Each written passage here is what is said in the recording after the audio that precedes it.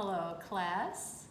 I'm going to do a video demo and this is my helper. His name is Otis. He's going to be taking the video today. Let's get started. Okay, we are going to paint two pieces of paper like this today and we're focusing on value and texture. The first thing you're going to do, write your name nice and clear on the back, Miss Graham, and then flip it over. And what you need to get started with, a pencil to write your name, then you can set it aside, a brush, and a cup of water. We're not going to use any palettes today, we're just going to use a little bit of paint on our paper and then create a value on here. So I'm going to start with, I'm going to do a range of color from red to yellow, but you can do yellow to dark yellow if you want to, or pink to dark red, as you wish. This sheet of paper though, I'm doing warm colors. And I'm gonna put a little S, or number 2 kind of yellow. And I'm gonna, well, I'll start painting the yellow first. Okay, so it can go on there nice and thick. Now see, my brush size is only maybe maximum 2 centimeters. That's okay, you don't need a giant brush. It goes pretty quick to cover this piece of paper. Now we have the vinyl plastic on the table, so we can paint on that, no problem. And I'm just going back and forth. I'm holding my brush like a pencil, kind of down near the brush, the hairy brush part of it. And I'm covering the whole surface. So now it's just solid yellow. But like I was saying, I want a gradation of value in here. So I'm going to start by adding a little bit of red. I'll just put a little bit here, a couple drops, and I'm gonna put a little bit more down here because that's where I want the red to end up really. All right, so it's a little bit of an experiment. How does it mix together? And of course, red and yellow combined make, I want a little more yellow up here. Now during this class, you're going to paint with your partner 2 pieces of paper. Maybe one partner would paint the cool colors and one partner would paint the warm colors.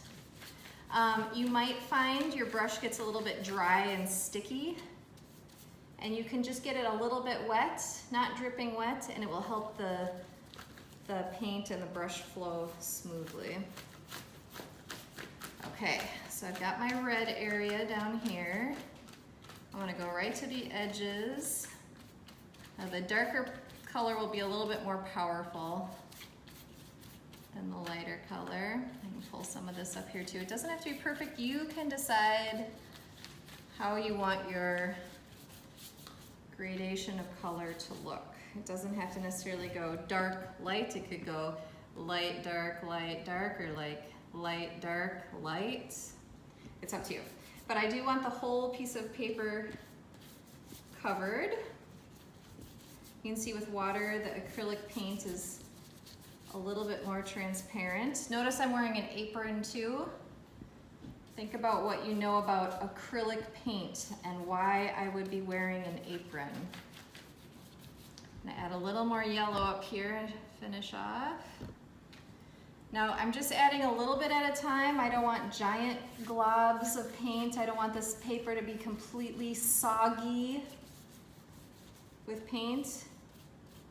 But I'm covering all of it, and then I am intentionally, making all my lines go horizontally on here. So I'm going back in and I'm just making that happen. And you can try and blend this together as much as you can so there's a gentle gradation rather than lines of color.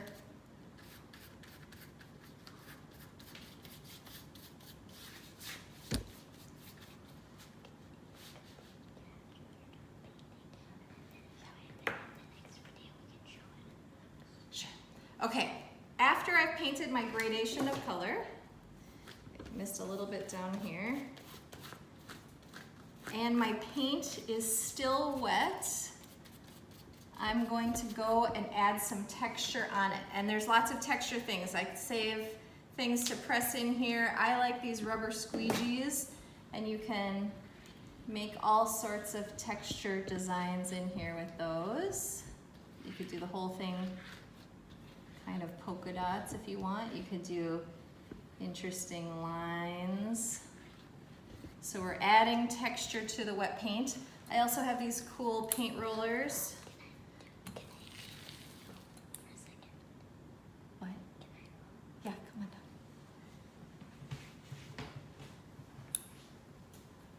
Test it out, see how it looks. Otis isn't wearing an apron, so we have to be careful. Okay. Okay. And as you're rolling, like with these, you might just roll it like stripes. You want to give it one more try? You could roll this, which has been in the red up there on top of the yellow. He's got an apron right up there. So try and just go one direction. Yep, and then start again, maybe up there. Cool.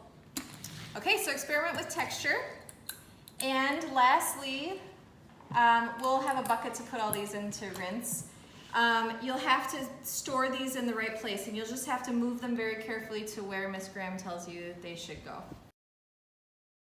The last step is you have to wash your brush. Only use one brush today. And give your water cup a little rinse. So let's demonstrate. You could, while you're waiting for the sink, put your brush in the water cup, kind of tap it around, get that extra paint off of it, so it's easier to clean over here. Dump this in the sink here, do a little rinse just like that. Your water cup is clean. You can put that back up in the bin where the water cups are. You don't have to show that, Otis.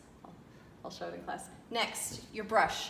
It's very important that you wash the acrylic paint out of your brush. It's really quick. It takes about 10 seconds to wash the brush. You can time me. You can do it even without soap. It's okay. I'm going to do it without soap right now.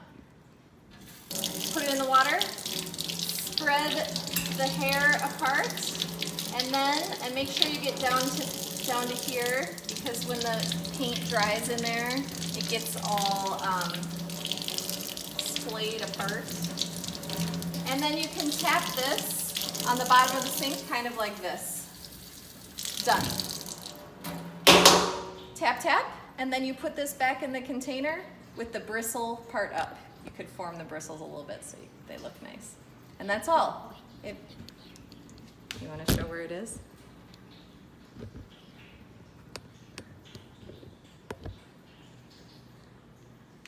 You see it? Right there, with all those beautiful new brushes for you guys to use. Okay, thank you.